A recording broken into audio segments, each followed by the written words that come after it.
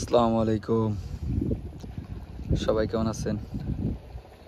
চলে আসলাম অনেকদিন পরেই হাঁটু সমান পানিতে পানির ঘাস কিভাবে চাষ করব এবং শুকনো ঘাস জারাওয়ান। দেখেন জমিটা দুইটা চাষ দিছি।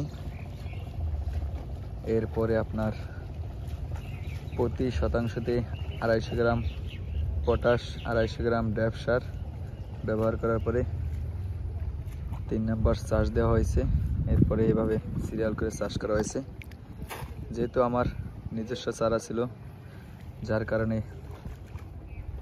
চারার সাইজ বড় চাষ করছি এবং খুব দ্রুতই পানি বেশি চলে আসার একটা ভয় ছিল, তাই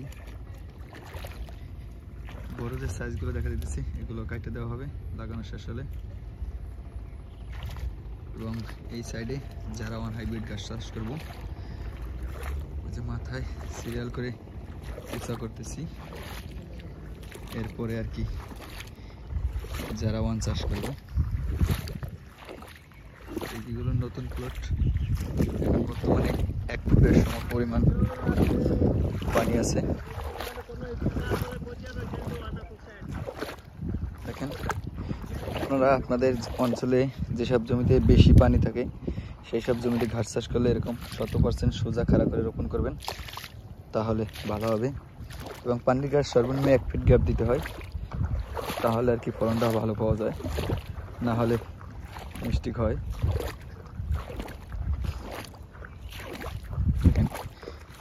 সিরিয়াল করে চাষ করছি।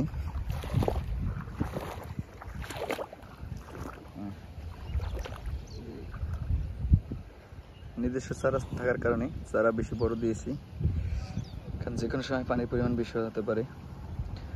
আর এই সাইডে বাদের মতো দিয়েছি, মানে হাতাল করতেছি।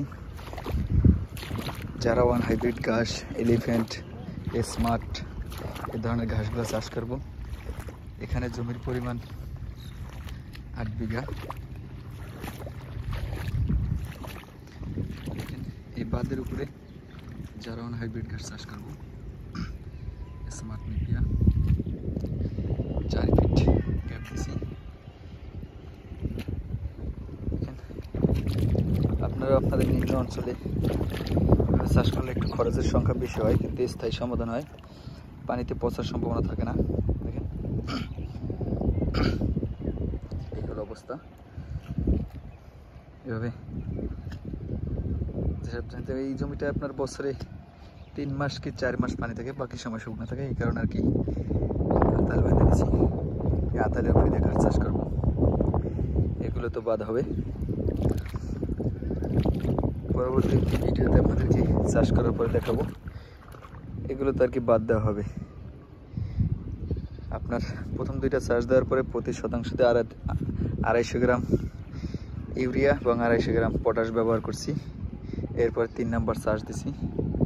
এখন আর কি ঘাস চাষ করা শুরু করছি। ওই মাথার অঞ্চলে অজানা হাইব্রিড দেওয়া হয়েছে পানির ঘাস, এবং এইগুলো তো উঁচু একটু, এর কারণে এরকম সিরিয়াল করে জারাওয়ান হাইব্রিড ঘাস চাষ করবো আর স্মার্ট নেপিয়া। দেখেন এই সিরিয়ালে যদি জারাওয়ান দিই খুব ভালো ফলন পাবো। যেহেতু আমি কাটিং করার জন্য চাষ করছি, আপনারা সবাই জানেন, পাশে তাই গ্যাপ বেশি দিছি।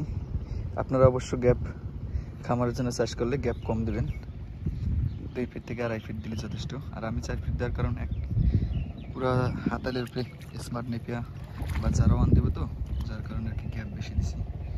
আর আমাদের গ্যাপ বেশি দেওয়ার কারণ চারার কোয়ালিটি ধরে রাখার জন্য, মান। তা আপনারা আপনাদের নিম্ন অঞ্চল যেসব জমিতে পানি জমে এইসব জমিতে এই সিস্টেমে শুকনো ঘাস, উচ্চ ফলনশীল ঘাসগুলো চাষ করতে পারবেন। দেখেন এখানে এখন 1 ফিট পরিমাণ পানি আছে। এই অবস্থায় এখানে যে অজানা হাইব্রিড ঘাস চাষ করছি। দেখেন পরবর্তী ভিডিও দেখার জন্য সবাইকে আমন্ত্রণ রইল। তাই আজকের মতোই এখানে বিদায় নিচ্ছি। আশা করি চ্যানেলে পাশে থাকবেন। আল্লাহ হাফেজ।